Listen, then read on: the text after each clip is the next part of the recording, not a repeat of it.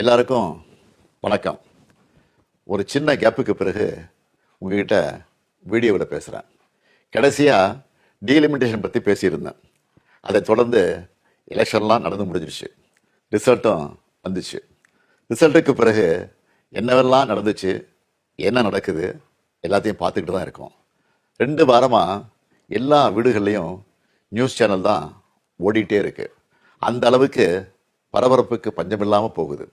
2026 தேர்தல் முடிவுகளை எடுத்துக்கிட்டா திமுக ஒரு பெரிய பின்னடைவை சந்திச்சிருக்கு.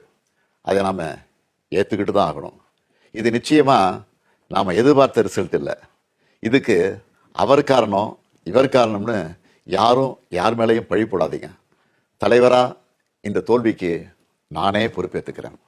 வெற்றி கிடைக்கும்போது எனக்குத்தான் அந்த கிரெடிட் வந்து சேருது. அப்போ தோல்வி அடையும் போதும் அந்த பழியை நான் தான் ஏற்றுக்கணும்.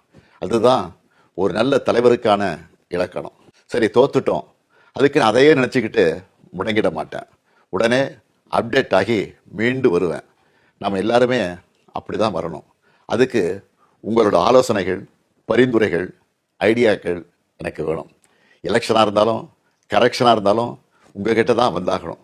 மக்கள் தான் எல்லாம். இந்த தேர்தல் முடிவுகளுக்கு என்ன காரணம்? திமுக இன்னும் எப்படியெல்லாம் உங்களுக்காக உழைக்கணும்னு நீங்கள் நினைக்கிறீங்கன்னு சொல்லுங்கள். உங்களோட கருத்துக்களை ஓப்பனாக சொல்லுங்கள். அதுக்காகத்தான் இந்த உடன்பிறப்பின் குரல் வெப்சைட். இதில் உங்கள் கருத்துக்களை பதிவிடுறது ரொம்ப சிம்பிள்.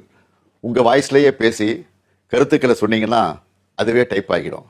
நேரடியாக நீங்களே டைப் பண்ணியும் சொல்லலாம். இல்லைன்னா நீங்கள் பேப்பரில் எழுதி அந்த ஃபோட்டோவை அப்லோட் பண்ணலாம், டாக்குமெண்ட்டாக அனுப்பலாம். உங்கள் கருத்துக்கள் எனக்கு வந்து சேர்ந்துடும். அதையெல்லாம் படித்து பரிசீலித்து நம்ம அடுத்த கட்ட நடவடிக்கையை வடிவமைக்க போகிறேன். நம்மளோட அணுகுமுறை, சிந்தனை, செயல்பாடு எல்லாத்தையும் மாற்றி ஆகணும். காலத்துக்கு ஏற்ற மாதிரி எவால்வ் ஆகித்தான் ஆகணும்.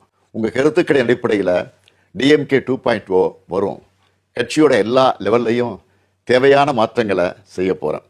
இதனால் அடுத்த 100 ஆண்டுகளுக்கும் இந்த இயக்கம் உயிர்ப்போடு இயங்கும், உங்களுக்காக இயங்கும். உடன்பிறப்பே, நீங்கள் சொல்லுங்கள், நான் கேட்குறேன்.